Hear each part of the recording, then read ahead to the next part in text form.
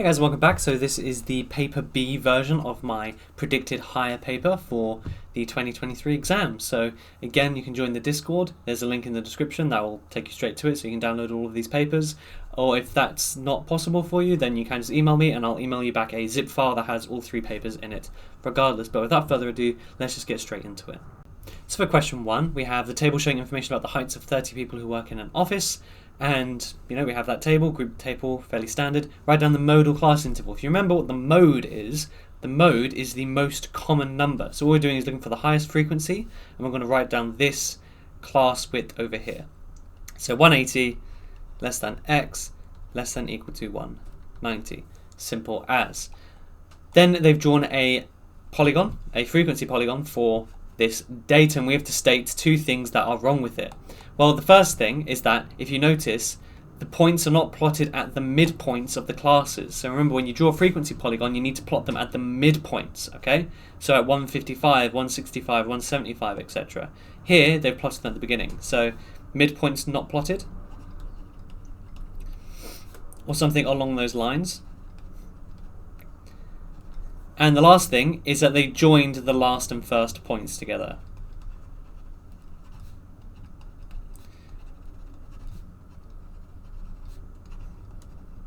Which you shouldn't actually do. Okay, so those are the 2 things that are wrong with that frequency polygon. Question 2, we have a right angled triangle and we need to work out the side of an angle. So whenever you think of right angled triangles, you should think of Pythagoras' theorem and trigonometry. Now, because we're not working out a side, it's not going to be Pythagoras, we're using trig. Because we're working out an angle, it's trigonometry. So all you have to do is label your sides. The side opposite the angle you want, or the one you have, is the opposite. The side opposite the right angle is the hypotenuse, and the leftover side is the adjacent. Write out SOHCAHTOA. And in this case, what 2 sides do we have? We have O and H. Now if I look at SOHCAHTOA, which one has O and H in it? It's the first one. So we're going to be using sine. So we have sine x equals opposite, which is 3 over 18. So then we need to do the inverse sine. So we have inverse sine 3 over 18. And that will give us our final answer. So let's have a look-see. Inverse sine 3 over 18, 9.59. It says to 1 decimal place, we're going to do 9.6 centimeters. Perfect. Question 3, they give us a line drawn on a grid, and what we have to do is find an equation for L. So if you remember, the equation for a straight line is y equals mx plus c. So the 2 things we need to work out are m and c. Now what are those things? Well, m is the gradient of the line, and c is something called the y-intercept. The y-intercept is where the line cuts the y-axis. So this is the y-axis, and it cuts at -5. So c here is -5. Now the gradient, all you want to do is take 2 points that kind of cross at the edge of a box. So I can look at this point over here, and maybe we can try maybe this point here. Actually, this one here is halfway between, so we could use those 2. Now, what's the difference in the width? Well, it goes from 0. The difference in the x-coordinates is from 0 to 8, so that would be a difference of 8. And this goes from -5 up to -0.5, so that difference is 4.5, which means the gradient is just equal to the difference in the y over the difference in the x. And all we need to do is put that on a calculator. 9 over 16. And we can leave it as a fraction because, of course, it's a gradient. We like to leave them as fractions. And that would be y is equal to 9 over 16x minus 5 for our equation of the line. Now we have the 5-mark question, which is shape Q being 1/4 of a solid sphere centre O. And it tells us the volume of it, but we need to work out the surface area. Now, the surface area is going to be a bit tricky, okay? Because, first of all, it's not just 1/4 of the surface area of a sphere. If we just did 1/4 of the surface area of the sphere, that gives us this part, the actual curved piece. But then we also have these 2 semicircles that we have to add on as well.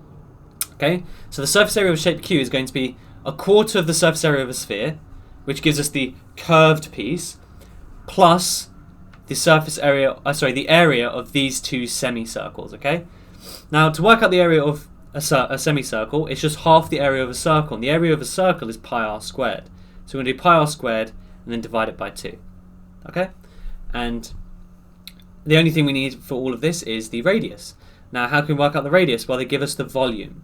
So we can write 4 over 3 pi r cubed equals 648. Right? Which means we can then work out r. And the way we're going to do that is by doing everything backwards. Okay? So we're going to start at 648. And if you notice, it's divide by 3. So I'm going to times by 3. Then it's times by 4. So I'm going to divide by 4. Times by pi. So we're going to divide by pi. And lastly, it's cubed, so we're going to cube root, which is shift that button. Which gives us 5.37, let's call it, for the radius.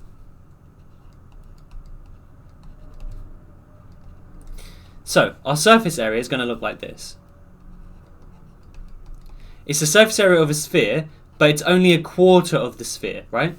So we're just, instead of having 4 pi r squared, we're dividing that by 4, which makes it just pi r squared.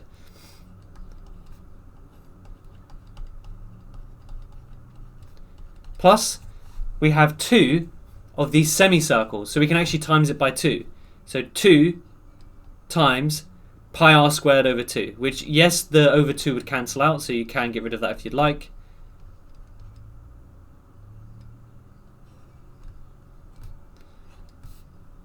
And that will be your final answer, okay? And the reason why I can times it by 2 is because I can see that the radius is the same for both of these semicircles, right? Because it's just going to be the line from here to here and here to here. They're both the same. They're all 5.37. So that's quite handy. Now all we need to do is put this all in our calculator. A bit tedious, but it should be okay. I have done this fairly quickly, but hopefully if you followed the steps, you should understand it. And this is a 5-mark question. So yeah, 5.37 squared. That says 2.7. Wow, I've done 2.7 for both of them. Amazing. Over 2. 181 point nothing actually, because it's just the 3 significant figures. So 181 centimeters squared to 3 SF. So hopefully that's not too bad. Hopefully you understand how I got to that. And yeah. So here we're given 2 right-angled triangles and we need to work out the value of x. So this is probably a slightly complicated Pythagoras question, but again, right-angled triangle, you're always thinking Pythagoras trigonometry, that's it, okay? And if we look, we have sides, we don't care about any angles, so we're probably just going to be using Pythagorean theorem, right? And this is a 4-mark question. It's actually not too bad, because what we can do is if we're looking at for x, what we need, if we're using Pythagoras, is we need this side as well, don't we? We need 2 sides. And if you notice, we have this triangle, and we have 2 sides, and we want to work out the 3rd side. So again, we can use Pythagoras. Now with Pythagoras, it's quite cool, kind of. You can label the sides whatever you want, A, B. The only thing that matters is that C has to be the hypotenuse, okay? That's the only thing that matters. So, for the first triangle, we're going to do a squared plus b squared equals c squared, which again, Pythagoras' theorem.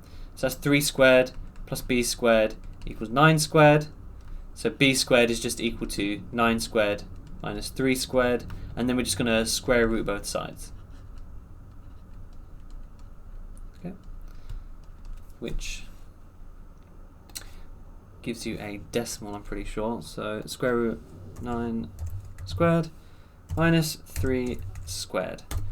6 root 2. Okay, we're going to leave it as a square root, as a third, because that will help me later on, because again we need to give it to 2 decimal places, correct? So if we don't round, it makes our answer more likely to be correct. Now again, what we're going to do is we're going to keep this side as b, but this side is of course c because it's the hypotenuse, that's what x is, and this side is a. And once we've done that, we're going to use the exact same formula again. We're going to use a squared plus b squared equals c squared. So a squared in this case is just 5 squared, nice and easy. B squared, we're going to put the whole thing in brackets, don't forget, because otherwise weird stuff can happen. And then what we're going to do is once we squared and added them, we're just going to square root them, do it all on our calculator, make it nice and easy for ourselves. So we're going to do 5 squared plus, again, open bracket, we're going to do 6 root 2. Close bracket. Remember, make sure, by the way, if you get a syntax error, you probably close the bracket inside the square root. So just make sure you press the right arrow to come out of the square root once you've done that. Squared gives you 97. Square root answer, you get 2 decimal places, 9.85 centimeters. Just like that.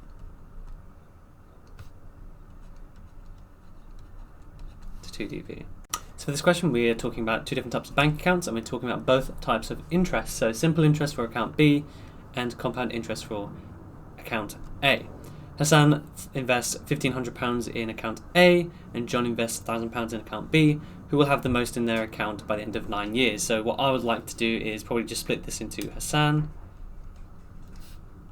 and then John, and basically just split my page down the middle. So that way we can kind of do both at the same time. So let's start with Hassan. He starts with £1,500 in account A, and that is compound interest. So the formula for compound interest is you take the original amount of money and you multiply it by the percentage. Now that doesn't mean you multiply by 3%. If it's 3% interest, it means it's going up by 3%. So you take your 100% and you add 3 to it. Right? 100% is the original amount, so if we times by 100%, nothing changes because they're getting the exact same amount of money each time. So 3% interest means it's increasing by 3%, so they're getting 103%. So we're going to change that to 103% sign to have 9 years, and we can just plug that straight in and we get our answer for Hassan. So bring this over, we get 1,500 multiplied by 103, and the percentage button is Shift A and S, and then to the power of 9. So it's going to be quite a good chunk of change. So 1957.16, because remember it's money, we don't really deal with fractions of pennies, so we always do it to 2 decimal places. Okay, so that's how much Hassan has. Now with simple interest, it's a bit different. Instead, you get the same amount of money each year. So what we're going to do is we're going to take 8% of John's £1,000, okay? Which you can do in various different ways. So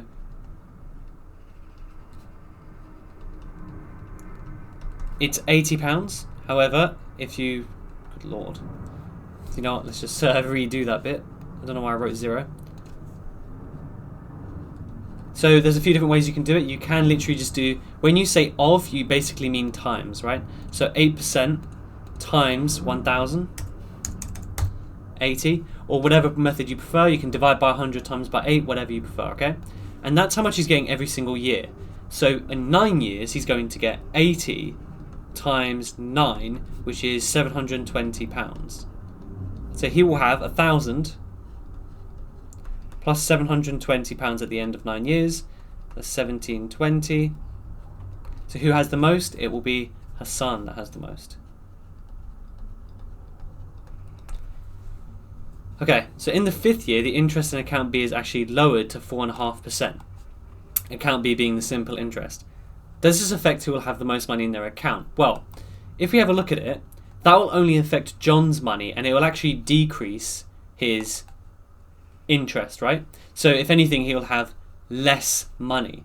Now, would that actually affect who has the most? No, because John already has the least money anyway. John has lower money than Hassan, so if we're decreasing it, he's still going to have lower money than Hassan. So it would be no, because John already has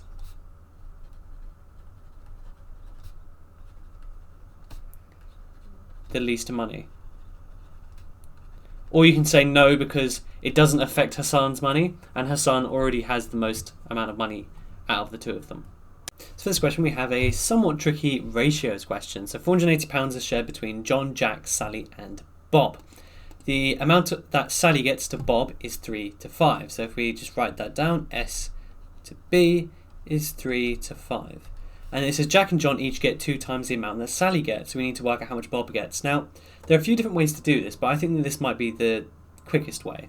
Is if Jack and John both get twice the amount Sally does, they would each get twice 3, right? So if I extend this to make it JA for Jack and JO for John, then that would just be double 3, it'd be 6 and 6. So that's what my total kind of ratio will look like. Now, if instead you decided to do like John, Jack to Sally as 2 to 2 to 1. To combine the ratios, you'd have to times it by 3, and you'd get the exact same thing I just got, right? So I basically just skipped a step using kind of some logic and some quick maths, okay? So, how do we decide how much Bob gets? Well, if we add all of these parts up, so that's 6, 12, 15, 20, there are 20 parts in total in this ratio, right?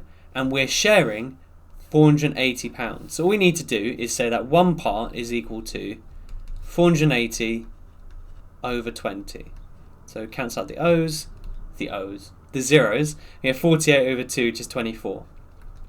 Now, how many parts does Bob get? Well, Bob gets 5 parts. So Bob will get, I should definitely have a capital B, 24 times 5, which is £120. That's how much he should get. So it's a fairly complicated ratio question, but once you break it down, it's not too bad. Okay, and you do get 4 marks for it, which is pretty good. These 2 parts is just the classic, very nice questions that we always love to come up. It's just testing if you can type things on a calculator and rounding, okay? So cube root, so shift, square root button, 7.4 times 10 to the power of 8. Nothing spectacular about this, just make sure you can type things on your calculator accurately. You should get 904.50 blah blah blah, so let's type in that whole value, or write down that value. 504.1697, okay? And then again, find the value of this to 1 decimal place, so testing rounding and also entering things on a calculator. So you put 15, power button, and then put the fraction button, and you can write fractional indices, completely fine. And to 1 decimal place, that's 8.7. Nice and easy. Not too bad at all for that question. For this question, we have a grouped frequency table, as per usual, and we have to draw a histogram to represent the data. So how do you draw histograms? Brilliant question. What we want to do is we want to add another column called frequency density, okay? And the way you work out this frequency density, I'm going to call it FD, is you take the frequency in each class over the class width. The class width is literally just the difference between the 2 numbers in the class, right? So in the first case it's 5, then it's 5, then it's 10, then it's 20, right? Difference between 65 and 70, 5, 70 and 80, 10, 80 and 100, 20. We're just going to divide them now. And to do that, we can use our calculator, of course. So 23 divided by 5, 4.6. 17 divided by 5, so 17 over 5, 3.4. 40 divided by 10, I don't need to calculate for that one. 4. 20 divided by 20 is 1. So, now we need to actually draw the histogram. So if we have a look, we need to go from 1 to 4.6. So hopefully we can actually fit 1 to 5. So if we look at each of these big squares, we have 1, 2, 3, 4, 5. Perfect. Well, that means we can go up in ones. 2, 3. Okay. Now, how do you draw histograms? That's a very good question as well. But before we do that, I actually want to show you. There are 1, 2, 3, 4, 5 squares between, I should put 0 here as well, between 0 and 1. So each of these little squares is going to be 0.2. So keep that in the back of your mind when you're plotting this. So all we need to do is from 60 to 65, it goes up to 4.6. So that would be 4, 4.2, 4.4, 4.6. And you're literally continuing the bar off of the axis itself. So 60 to 65, well, it goes up 1, 2, 3, 4, 5. So it goes up in 2. So 2, 4, 5. It should go up to here. And again, don't forget, you would use a ruler for this. So, you know, forgive me my shaky hands. There we are. Not bad. Remember, with the histogram, you're going to be continuing off from the previous bar, right? There's no gaps at all. And here is a width of 5 again, but it goes up to 3.4. So that's 3.2, 3.4, goes straight up from here. And it goes up to, I believe it was 70, yeah.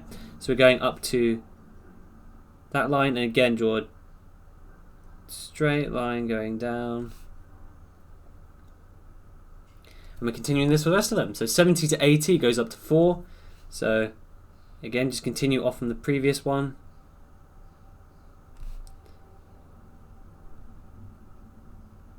Again, using a ruler ideally. So you don't have my shaky hands.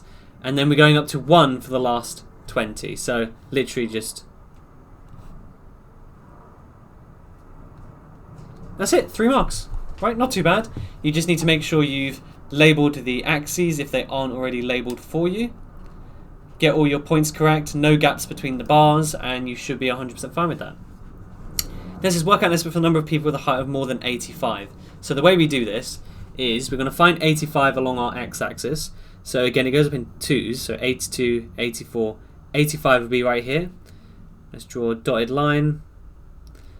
And the question is now, how do we work out how many people are above 85? Well, it's quite simple. The area under each of these bars gives you the number of people in that width. So if I work out this area, that will give me the number of people between 85 and 100. So that's just a rectangle, right? What's the width? Well, 85 to 100, that is 15 wide, and it's 1 tall. So how many people? 15 times 1. 15 people are more than 85. Okay? That's all you have to do, is draw a line where you want it, and then you work out the area underneath that part. We are given a graph showing the amount of water remaining in a bucket, V centimeters cubed after t seconds, and it says find the gradient. So the gradient, I would prefer just to use a big triangle, and if you notice, they end and start on exactly a correct whole number point. So that's up to 22 here, and that's 60. So you're literally just doing the change in y over the change in x. So the height of this triangle is 22, the width is 60. So you're doing 22 over 60. But remember, because it's going down, we need to make it negative. Okay? So let's see if that gives us a decent number. So minus,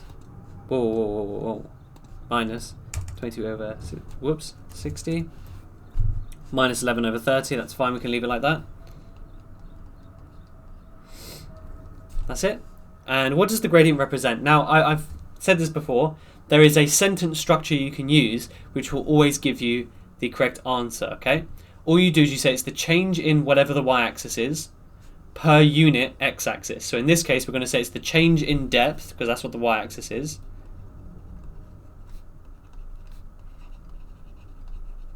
per unit time. Okay. This sentence structure will work for literally every single gradient question.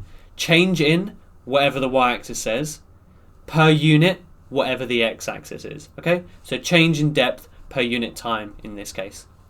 Now, because it's so, if that's fine with you, you can ignore what I'm about to say. But I'm going to go through some other options for you just in case you wrote something else.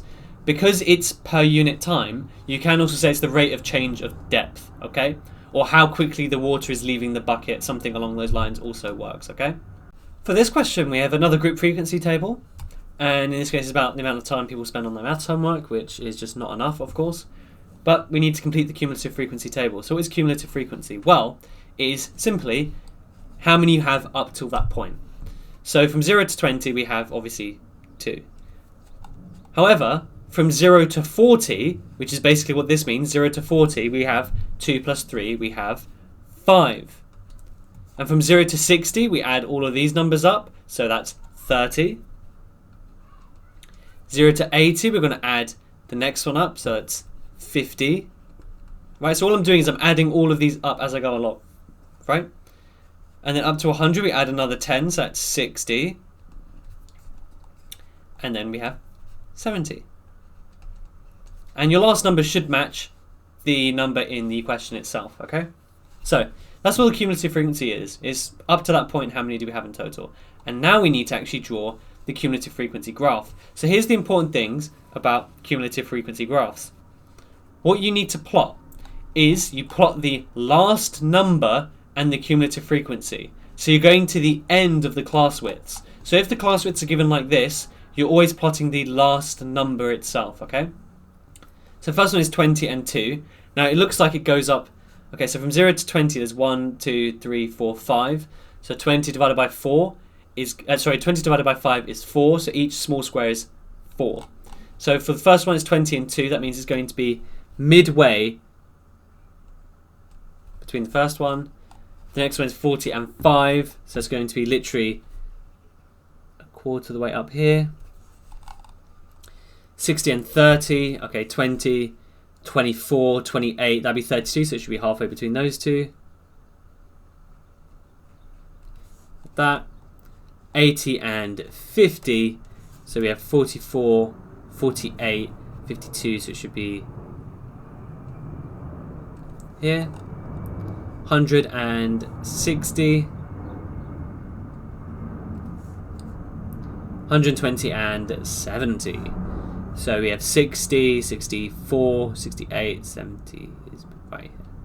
And then all you need to do is join them up with straight lines. So again, you'd use a ruler and literally just do it, connect the dots. It's not a straight line. That.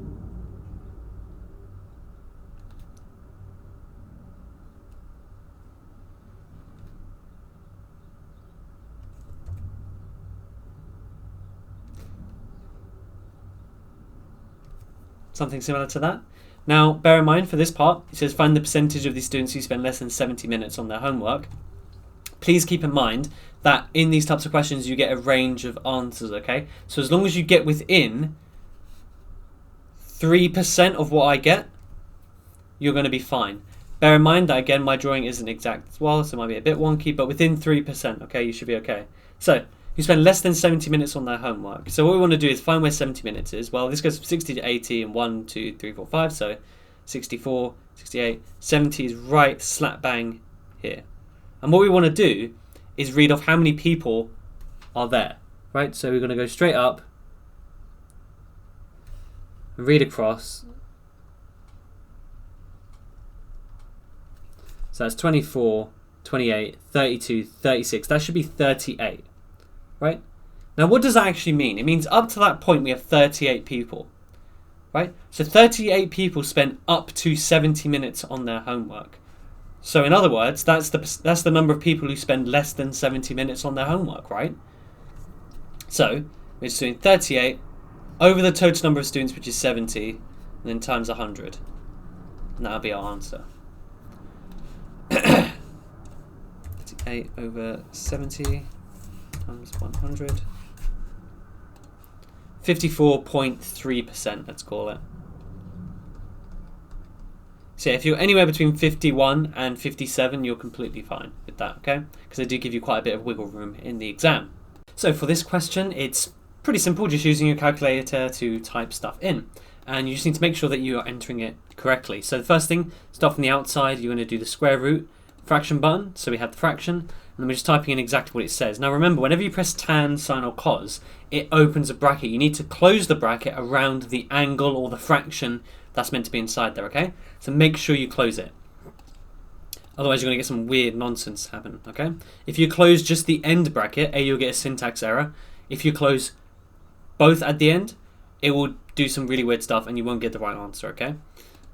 So yeah, make sure you're closing the bracket as soon as you finish writing in this case, the angle that they want us to put in.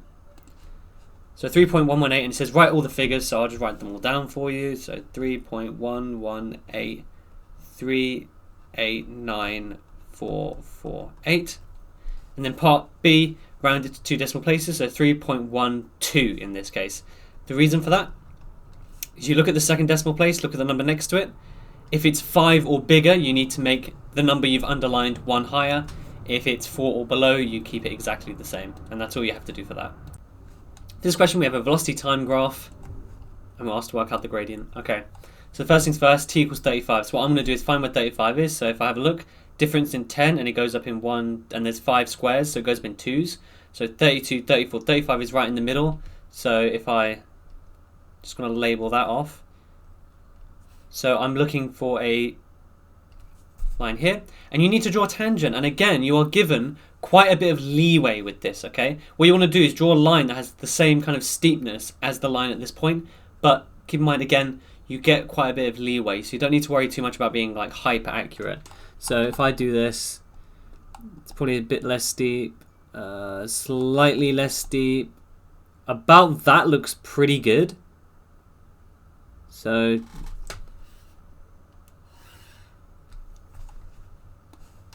okay, that looks okay. Again, you get leeway, so don't worry too much about it. And now all we need to do is work out the gradient of the line at that point. So if I have a look at my line, where does it cross kind of 2 boxes quite nicely? Let's have a look-see. a place that we can, again, it is an estimate, so you don't have to be like super accurate with it, but this point here is actually pretty good, right at the end. And let's see, is there another point? And funnily enough, this point as well. Yeah, that'll be okay. So what's the difference in the height? Well, this goes up in 1, so it's quite easy. It ends up at, so it starts off at 13, ends at 15, so that height is 2. This one goes up in 2, so it's 52 to 60, so that is 8. So the gradient equals 2 over 8, which is a quarter. And the last thing you have to decide is if it's positive or negative. If the line is going down, it's negative. If it's going up, it's positive. In this case, the line's going down, so we're going to make it negative. So that is our answer. You could also obviously put it as a decimal. Okay? That's it. You need to show evidence that you've drawn a tangent, by the way. You can't just guess. So do draw the line. That is actually where you get the method marks. That's why it's 3 marks. Part 2 says describe what your answer represents. Well, I told you in the kind of a few questions ago that you can always say it's the change in whatever the y-axis is per unit time. So we can write change in speed per unit time.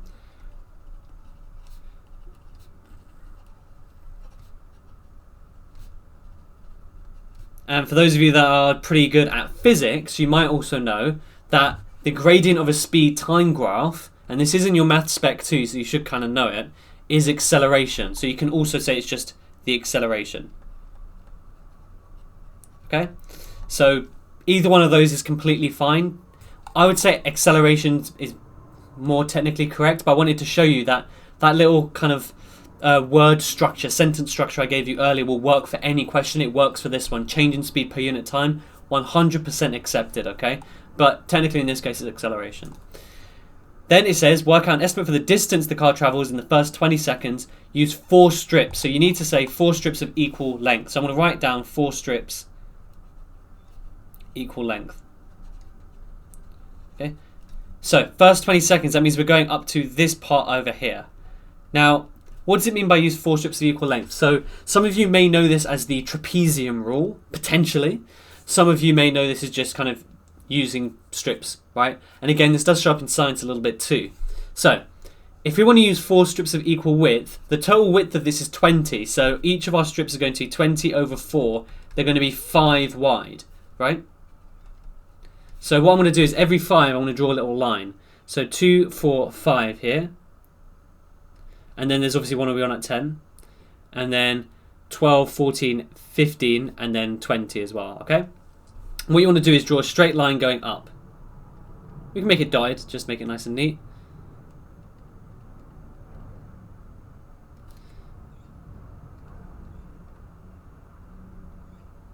I went really quiet there, sorry about that. But anyways, and what we're going to do is actually draw a straight line connecting each of these points as well, okay? So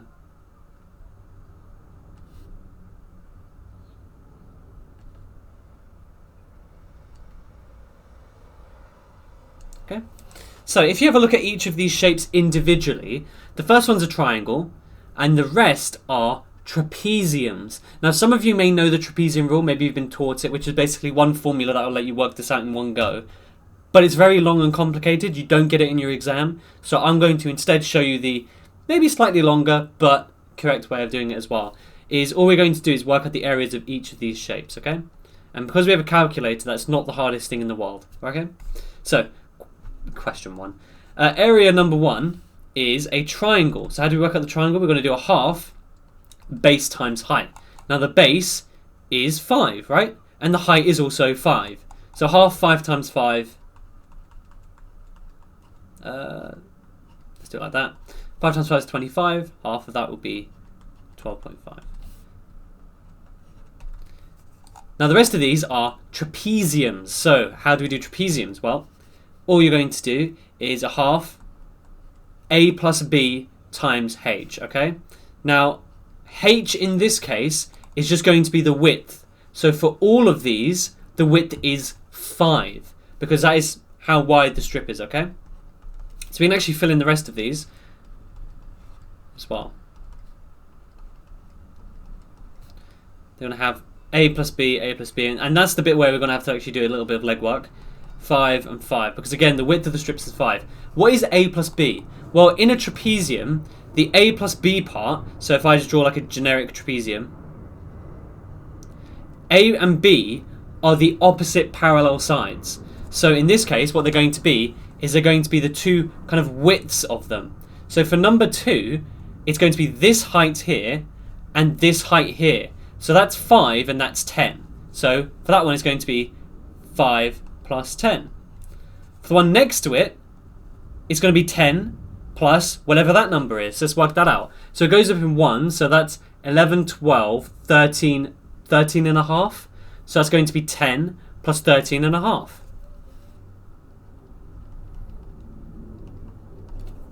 The last one's going to be 13.5 plus 16.5. So 13 plus 5 and 16.5.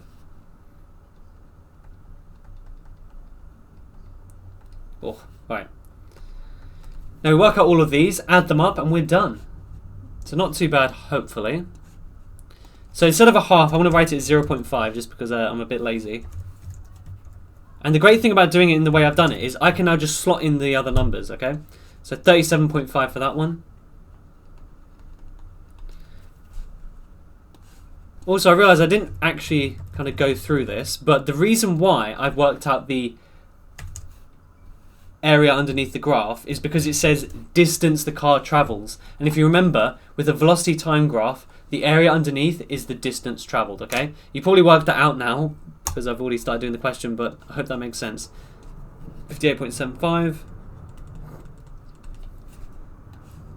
And lastly, if you're wondering why I'm deleting even the 13.5, because technically you could leave the 13.5, it's just to make it clear that I'm typing in exactly what's over here, okay? Anyways, so the actual total distance, all you do is add all those numbers up. So we have 75 plus 58.75 plus 37.5 plus 12.5, and we get an answer of 183.75 meters. If that sounds like a lot, you have to keep in mind this is a car, and this isn't even twice as long as the 100-meter sprint on your sports day, right? So in 20 seconds, that's quite a... I mean, I think Usain Bolt could probably run this in 20 seconds. Anyways, but yeah, that's exactly what you need to do for that question. So this question, we have 2 right-angle triangles, although I guess it could kind of be seen as 3 because there's one here, and then a big one. But either way. And we have to work out the length of C to B, so this entire length over here. So, how can we do that? Well, this looks fairly tricky, but I'd recommend just work out anything you can if you ever get stuck. However, here's what the solution should be. What we're going to do is we're going to work out this angle here, use that to work out this side here, and then use Pythagoras for this big triangle to work out what CB is.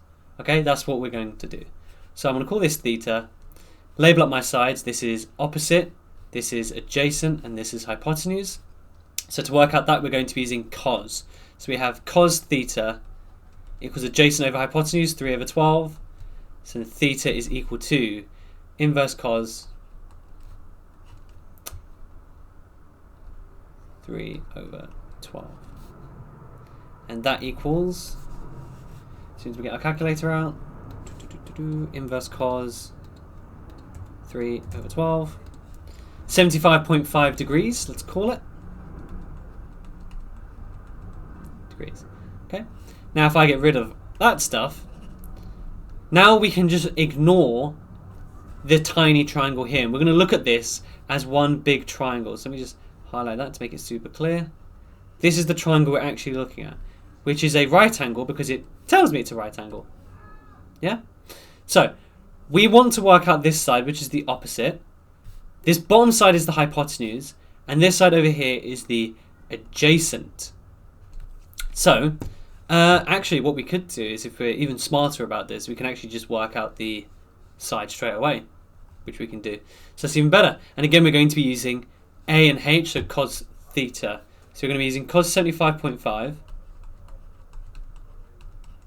equals adjacent, which is 12, over CB. Again, the other way to do this is to work out the opposite and then use Pythagoras to work out this side, but you know, it's not needed in this case. It's only 3 marks, that makes sense. So CB, if we times CB up, we get CB cos 75. So we divide both sides by cos 75, we should get 12 over cos 75.5. And I'm going to use the answer button just to make it like a bit more clear, okay? So we're going to be doing 12 over cos answer, which gives me 48. So that whole length there is 48 centimeters exactly. Here we have a quadratic sequence for 3 marks, and there's a few different ways to do this. Some people like to do a little table and like do a bit of trial and error, but I have a way of doing quadratic sequences which requires absolutely no trial and error, but in some cases can take a little bit longer, okay? So this method is very rigorous, it's very systematic, there's no guesswork whatsoever, okay? And it relies on this. A quadratic sequence looks something like this, right? It looks like a quadratic equation, but we just don't know what A, B, and C are. So here's what we do. We take the, well, first of all, I'm actually going to rewrite the numbers because I realise I don't really have that much space. And what we want to do is work out the difference between these. Now, the way you work out the difference, by the way, is you're not just taking the difference of 121 and 100, right? You're doing 100 minus 121. So it's always the latter number minus the first number, okay? So if that one, minus 21, of course, right? And then again, you're doing the same thing. 81 minus 100. Okay, you always do the next number minus the number you're on, okay? And of course, that'd be minus 17. Next one. Take the difference again. And again, this is where it gets a bit interesting, right? It's going up by 2, so it's plus 2. But again, you'd have to do minus 19 minus 21, right? To work out the difference. So either way, it's plus 2. Now, that is the difference of the difference. Half of that is what A equals. So from here, you can just say A is equal to half of that, which is just 1. If it was minus 2, then it would be minus 1. If it was plus 16, then it would be 8. Okay? So the common difference of the common difference, half of that is always what A is. Okay, so now our equation looks like this. N squared plus bn plus 1. Well, how does that help us? Well, not the plus 1, sorry, plus c. Well, here's where some people draw a table out, work out the difference of the table, work out the linear sequence, then sub it back in and all that stuff. Here's how I do it. I use simultaneous equations, and before you have a heart attack, here's what I do. I know that the first term is 121 and the second term is 100. So I know that when n equals 1, right, so that's 1 squared plus b plus c should equal 121. And I know that when n equals 2, we have 2 squared plus 2b plus c equals 100. I have 2 equations, 2 unknowns. I can very quickly and easily work out what that is. 1 squared is 1, so I'm going to subtract 1 from both sides. I get b plus c is equal to 120. 2 squared is 4, so I'm going to minus that, so I get 2b plus c equals 96, 100 minus 4. So if I call this equation 2 and this equation 1, I can subtract them, right? So what I'm going to do is I'm going to move this one down.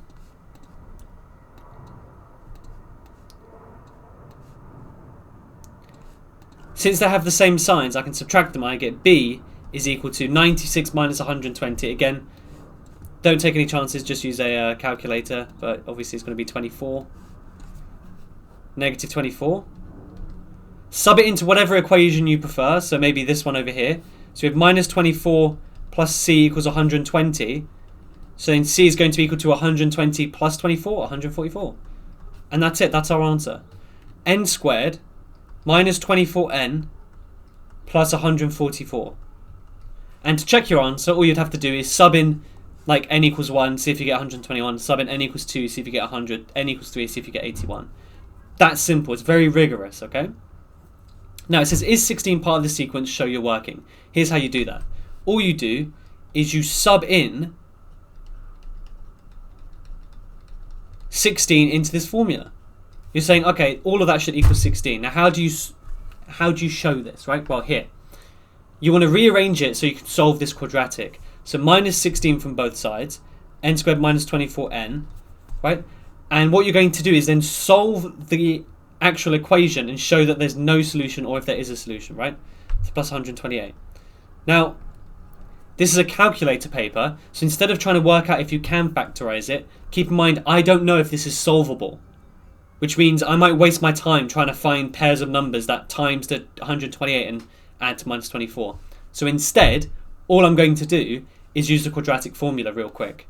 Okay, so minus b, so minus 24. Again, on a calculator, you can actually type this in quite quickly. I'm using my computer, which makes it a bit harder. B squared minus 4ac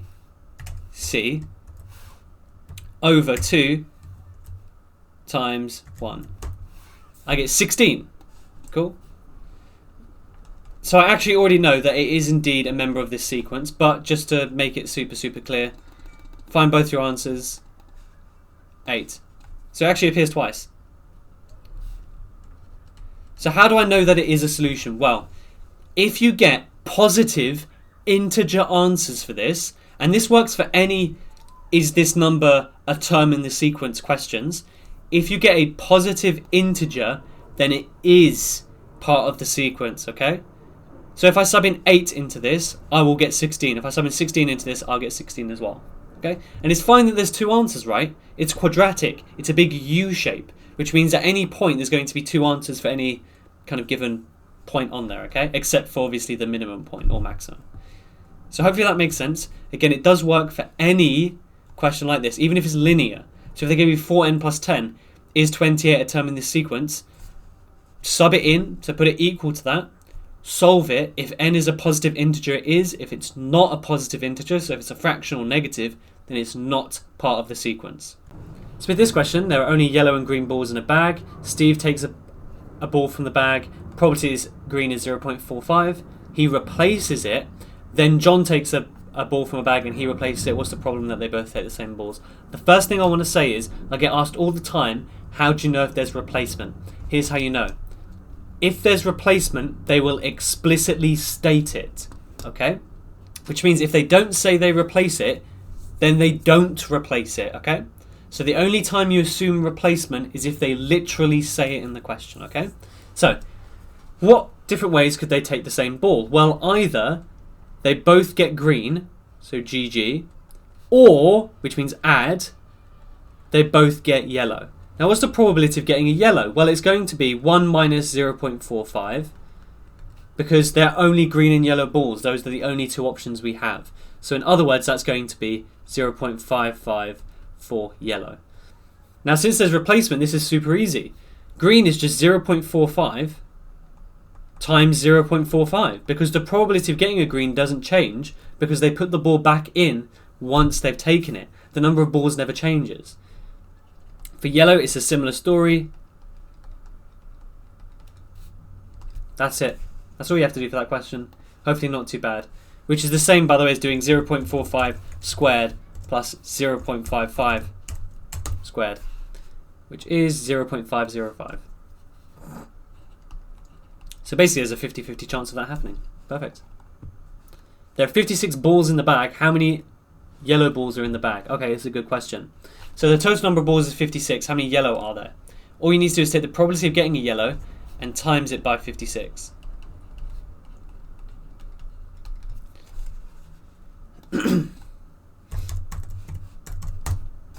And we get a decimal, 30.8. Now, the reason why we've got a decimal is because this is an estimate, right? This isn't the exact number of balls. So in this case, all you'd have to do is round it to the nearest whole number. Done. So for this question, it is bound. So we have d is equal to x over y. X is correct to two decimal places. Y is correct to SF. Work out an upper bound for d. So here's what I'm thinking, right? Before I do this, I need to think about what bounds I actually want. And I know in a lot of mark schemes, they kind of, the first step is that they write down the upper and lower bounds, right? I don't do that. Here's what I do. So if I want d to be as big as humanly possible, right? I want the numerator to be as big as possible and the denominator to be as small as possible, right? Because a big number divided a small number is the biggest option we could have. So I want the upper bound of x and the lower bound of y. So what is the upper bound of x? Well, it's rounded to two decimal places, right? Which means the biggest it could possibly be is if it got rounded down from 10.345, right? Because it'd be infinitely close to the 5 but not quite there. And for this, well, I want the smallest possible value. Well, it could have been rounded up from 4.45. So what you're doing is doing 10.345 over 4.45. The other way to do this is trial and error, literally sub in all combinations of upper and lower bounds. But if you think about it for a second, the number you're dividing by, you want that as small as possible, right? Because dividing makes things smaller. And you want the number you're dividing to be as big as possible. So,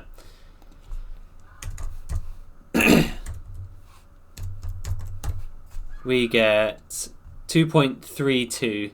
And because this is to 2 decimal places to 2 SF, we want to round it to 2 SF, so 2.3. That's it. We have an interesting question here. We have surds, but combined with algebra. Ooh, how exciting, right? So, this isn't too bad, I promise. All we need to do is expand the brackets, and what I would do first, right? And again, I can do this in my head because I'm kind of used to it, but what I would do instead is just use the normal rule for surds, which is, if you take 2 surds and you times them, you just put them under the same square root next to each other, right? You literally just times them together. So for example, root 2 times root 3 would be root 2 times 3, which is 6, right? Because that's how you split it up. So we choose FOIL, right? Root C times root C would give me root C squared. Yep. Root C times 6 root D would be 6 root CD. That will be root 3 CD. Plus the last one, 6 root 3D squared. And now what can I do to make this a bit easier? Well, the first things first, I can square root the C squared, make that C. Can I combine these? It may look like I can, but you can't, right? We could move that root 3 out and it makes it root 3 root CD, but it doesn't really make it any simpler. So we're going to leave that as 6 root 3 CD. Now what about this one on the end? Well, we can actually square root the D squared, right? Which would leave me with, or if you want to write it a bit differently, you can say 6 root 3 D, because you've square root the D squared, but you can't square root the 3. And that's actually as simple as you can make it. So that's all you can really do for that question. So for this question, this is actually a bit of a blessing. 3 whole marks, sine x graph. And I know what you're thinking. I don't know what the sine graph looks like. I guarantee you do. You know it's wavy, right? But you don't know if it starts at the origin or at 1. Got a calculator, right? If you just do sine of 0, you now know it starts at 0. So let's put a little point there. And then look, they've gone 90, 180, 270. Okay, well, all we need to do now is change that to a 90. Ah, 1. Interesting. So if I say that 1 is, let's say, up here, and minus 1 is, let's say, down here, and I mark that point. And then 180. You can literally just type in the values on your calculator. Right? Now, the reason why this was a really important question for me to put in is that a lot of students just skip to this question on a calculator exam. And it baffles me because you have a calculator, you can work it out. You know that it's wavy, you just don't know where it starts and ends, which is totally fine. I'm just using a calculator. I haven't had to memorize anything. I mean, I do know what it looks like anyway, but point is, all I'm doing is just checking the value myself. Right? Okay, so now I know what the points are. Well, now what do I do? Well, you know it's wavy, right? So you know that it's going to be like this.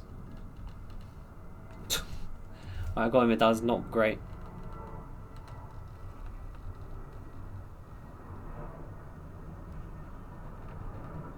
Something like that. And as long as you have that the highest value is 1 and the lowest value is minus 1, you'll get the full 3 marks. That's it. I didn't have to think anything at all. And unless you literally don't know what the shape is at all, in which case then it would be tricky. But I'm pretty sure you guys know that sine and cosine are just both wavy graphs, right? Anyways. They give me the graph of f of x.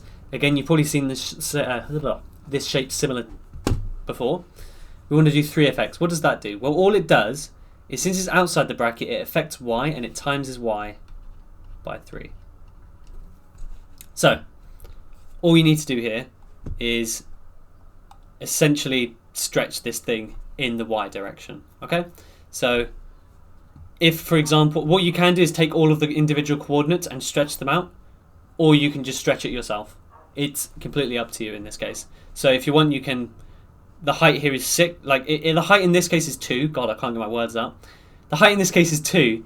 We want it to stretch 3 times bigger, so we're going to make the height 6 instead. So it's, instead of going 2 up, it's going to go 1, 2, 4, 5, 6.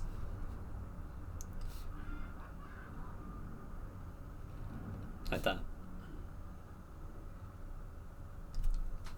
Right, that would be a similar stretch that you might want to do. For this, x minus 4, nice and easy. All it is since it's on the inside, it affects x, and what it does is it adds 4 to x. So in other words, we're going to take it and move it to the right by 4. So this point is at minus 4 on the x-axis. It's going to be at 0. Minus 3 will now be 1. This point will be at, it's adding 4, so it'll be at 3. 1 will be at 5. And 2 will be at 6. So literally all I've done is I've taken each individual point and moved it over by 4. That's it.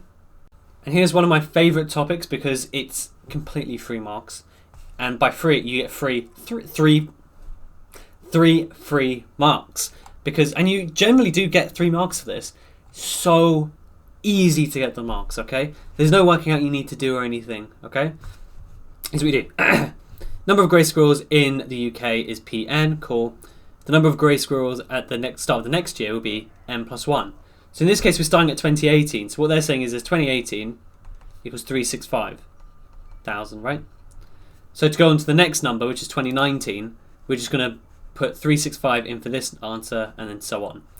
Now, we want 2021, right? Now here's what you do. The number they give you, you type it into your calculator and press the equals button. Then you write out this exact formula, exactly as it looks, but instead of PN, we're going to put the answer button, okay? Answer minus 15.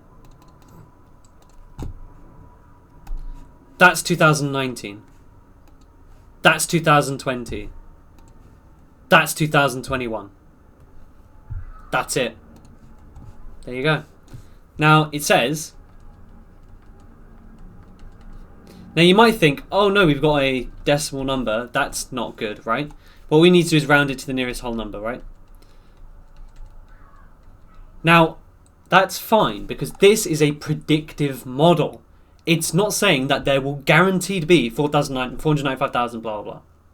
So, part B, give why it might not be accurate. Well, first of all, it predicts a non-whole number, right? So it gives non-integer answers. Now, I don't know much about squirrels, but I'm pretty sure you can't have 0.75 of a squirrel, right? That doesn't make any sense. So it gives non-integer answers. That's why it might not be accurate. Why else? Well, it might not increase by 1.15 every single year, right? The rate of increase may change.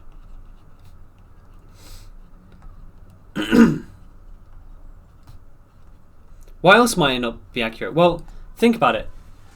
Another thing is it will predict eventually an infinite number of squirrels, right?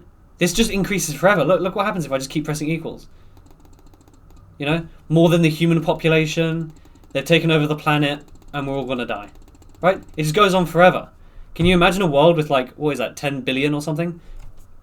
Billions of squirrels? No, of course not. It doesn't make sense. Especially in the UK, could you imagine? We'd have to fight off like 1,000 squirrels each. So it's not accurate for that reason as well. There's no like upper bound. There's no limit. Any one of those answers would be completely fine for this question.